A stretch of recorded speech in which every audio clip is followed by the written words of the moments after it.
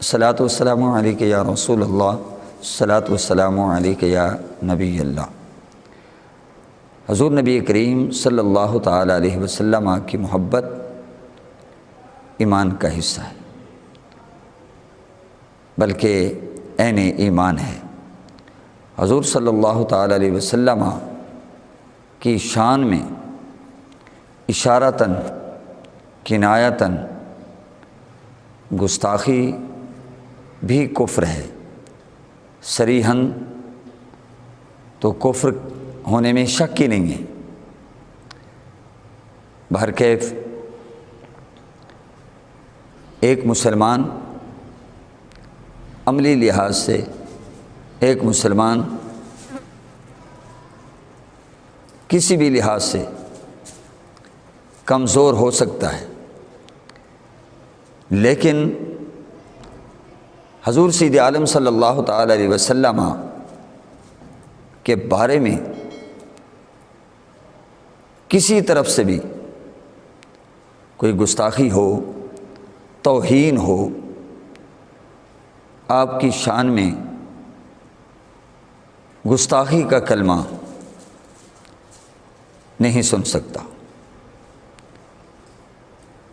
افسوس یہ ہے کہ اہل مغرب اپنے آپ کو مہذب کہتے ہیں، لیکن ان کا ایک عرصہ سے مسلمانوں کے بارے میں، اسلام کے بارے میں، اسلام کے مقدسات کے بارے میں جو عمل ہے وہ جارحانہ ہے، متعصبانہ ہے۔ وہ وقتاً فوقتاً گاہے بگاہے اسلام کے خلاف، حضور سید عالم صلی اللہ تعالی علیہ وسلم جو محسن انسانیت ہے، جو پیغمبر انسانیت ہے، جو رحمت للعالمین ہیں صلی اللہ علیہ وسلم، ان کے خلاف زہر اگلتے رہتے ہیں، بے سر و پا اعتراضات کرتے رہتے ہیں، اور اہل اسلام کو دہشت گرد کہتے رہتے ہیں۔ جب کہ تاریخ کا مطالعہ کریں، مسلمانوں نے کبھی بھی ان کی کتاب کی توہین نہیں کی۔ پیغمبروں کے بارے میں تو ایک مسلمان سوچ بھی نہیں سکتا۔ یہ کبھی شان رسالت میں گستاخی کرتے ہیں، کبھی قرآن کی بے حرمتی کرتے ہیں۔ حال ہی میں فرانس میں ایک ہفت روزہ جریدے نے شان رسالت میں دریدہ دہنی اور بے باکی اور گستاخانہ جسارت کرتے ہوئے حضور سید عالم صلی اللہ علیہ وسلم کے گستاخانہ خاک شے کیے۔ حضور کی شان تو بہت بلند و بالا ہے، لیکن وہ اس طرح کی حرکتیں کر کے آزادی اظہار کے نام پر وہ حضور صلی اللہ علیہ وسلم کے غلاموں کے جذبات مشتعل کرتے ہیں، جذبات برانگیختہ کرتے ہیں۔ وہ چیک کرتے ہیں کہ مسلمانوں میں ہم نے جو تحریک چلائی ہوئی ہے کہ ان کو اسلام سے برگشتہ کر دیں، اسلام سے بیگانہ کر دیں، وہ چیک کرتے رہتے ہیں۔ وہ اس طرح کی ناپاک اور مذموم حرکتیں کرتے رہتے ہیں اور مسلمانوں کے جذبات کے خلاف وہ کھیلتے رہتے ہیں، جذبات سے کھیلتے رہتے ہیں، تو فراس کے اندر خاکے بنا کر پوری دنیا کے مسلمانوں کے جذبات کو ابھارا گیا، مشتعل کیا گیا۔ اور اسی طرح سویڈن کے اندر ایک ملعونہ نے، ایک بدبخت عورت نے قرآن حکیم کی بے حرمتی کی ہے۔ ان کو پتہ بھی ہے کہ یہ مسلمانوں کے مقدسات ہیں، وہ سب کچھ گوارا کر سکتے ہیں، اپنے پیغمبر کی شان میں کوئی کلمہ بھی سننے کے لیے وہ تیار نہیں ہے، اور ناموس رسالت کے لیے وہ جان دینا اپنے لیے بہت بڑی سعادت سمجھتے ہیں۔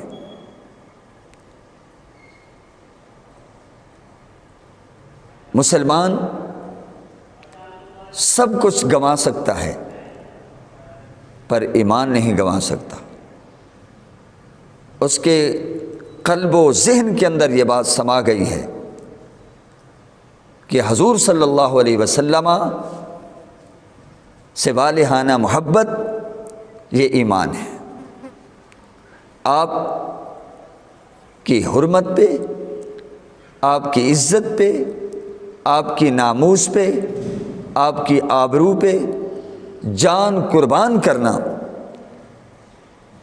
ہر مسلمان اپنے لیے بہت بڑی سعادت سمجھتا ہے۔ افسوس تو یہ ہے کہ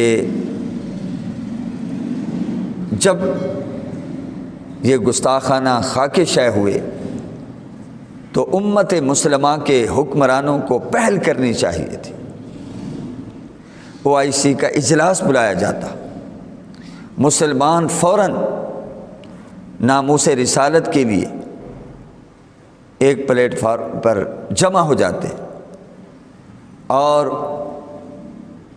اہل مغرب کو منہ توڑ جواب دیتے۔ لیکن دکھ کی بات ہے کہ حکمرانوں کے کانوں پہ تو جوں تک نہیں رینگتی، اور جب دینی رہنما علماء کرام دینی جذبے سے اور ملی غیرت کے ساتھ، ہمیت کے ساتھ ناموس تحفظ کے لیے سڑکوں پہ آتے ہیں، صدائے احتجاج بلند کرتے ہیں اور حکمرانوں سے کہتے ہیں کہ آپ فرانس اور سویڈن کے سفیروں کو آپ اپنے سفارت خانے سے نکال دیں اور ان ملکوں کی جہاں سید عالم صلی اللہ علیہ وسلم کے گستاخانہ خاکے شائع کیے گئے اور قرآن حکیم اللہ کی لا ریب کتاب کی بے حرمتی کی گئی ہے، ان کی مصنوعات کا بائیکاٹ کریں، حتیٰ کہ وہ معافی مانگے اور وہ جو گستاخ ہیں ان کو قرار واقعی سزا دیں۔ اس بدبخت سے جب کہا گیا جو فرانس کا صدر ہے کہ تم اس ملعون کی یا وہ چارلی ہیبڈو ہفت روزہ ہے اس کی مذمت کرو، تو اس نے بجائے مذمت کرنے کے کہا یہ تو آزادی اظہار ہے، میں تو اس کی مذمت نہیں کروں گا۔ عجیب آزادی اظہار ہے۔ آزادی اظہار کے بھی کچھ آداب ہوتے ہیں، کچھ تقاضے ہوتے ہیں۔ کسی کے جذبات سے کھیلنا یہ آزادی ہے؟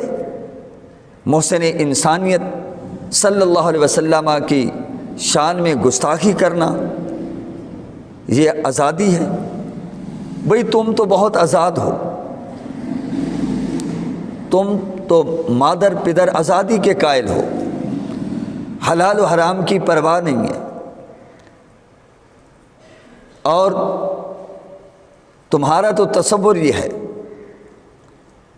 کہ چونکہ انسان آزاد پیدا ہوا ہے تو اس پر کسی قسم کی قدغن، کسی قسم کی پابندی نہیں لگائی جا سکتی، اسی لیے تو تمہارا معاشرہ تباہی اور بربادی کے دہانے پر پہنچ چکا ہے۔ بچے پوچھتے ہیں ہمارا باپ کون ہے؟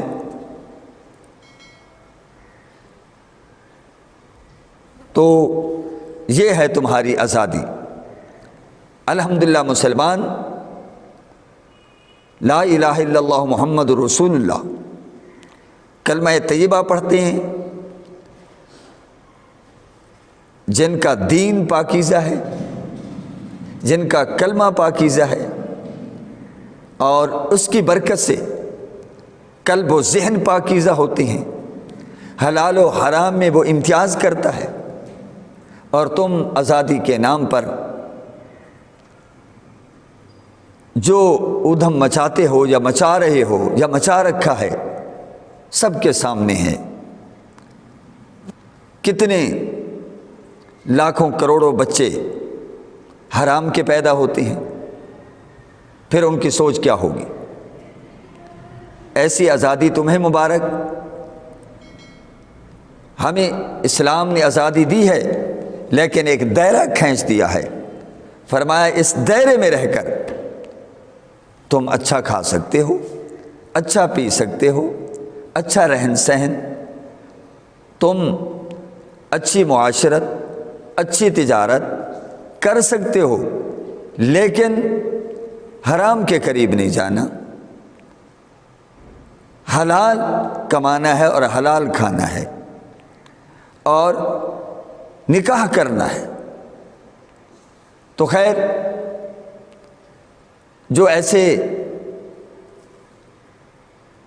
بچے پیدا ہوں گے تو بڑے ہو کر وہ محسن انسانیت کو ہی بھونکیں گے، اسلام کے خلاف ہی سوچیں گے۔ تو ہم اس بات پر دکھی ہو رہے ہیں کہ چاہیے تو یہ تھا کہ وہ حکومت جو دعوے تو یہ کرتی ہے کہ ہم ریاست مدینہ کی طرز پر حکومت کریں گے، ہمارا آئیڈیل ریاست مدینہ ہے، تو ریاست مدینہ میں حضور صلی اللہ تعالی علیہ وآلہ وسلم کی ناموس کو، آپ کی عزت کو بہت بڑی اہمیت حاصل ہے۔ صحابہ کرام رسول اللہ کے خلاف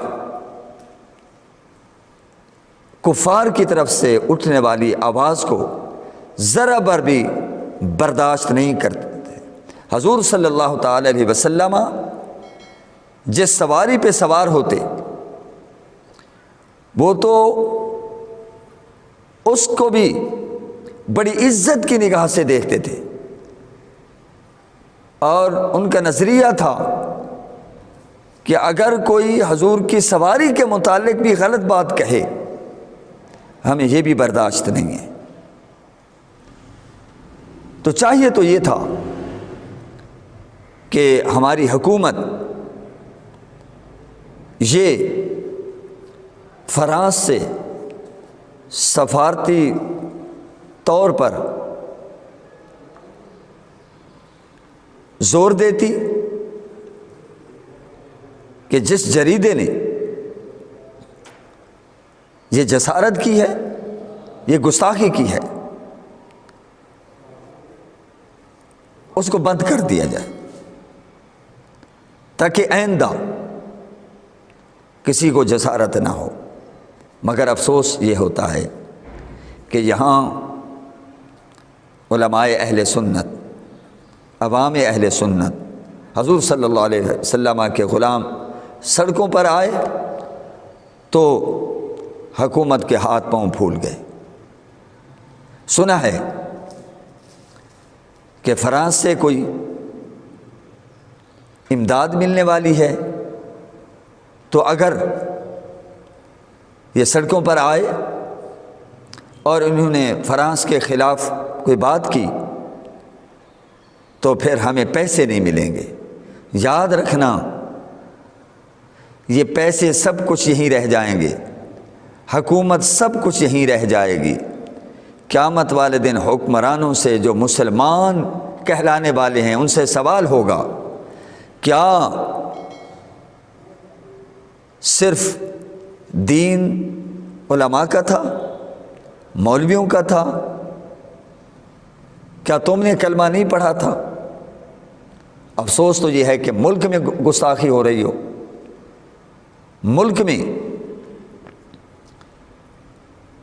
کوئی توہین کرے، حکومت ٹس سے مس نہیں ہوتی، بلکہ وہاں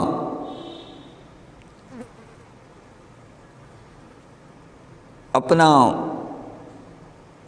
محافظ موجود ہوتے ہیں، قانون کے پولیس والے موجود ہوتے ہیں، جس نے جو کچھ کہنا ہو بڑی بے باکی سے کہتا ہے۔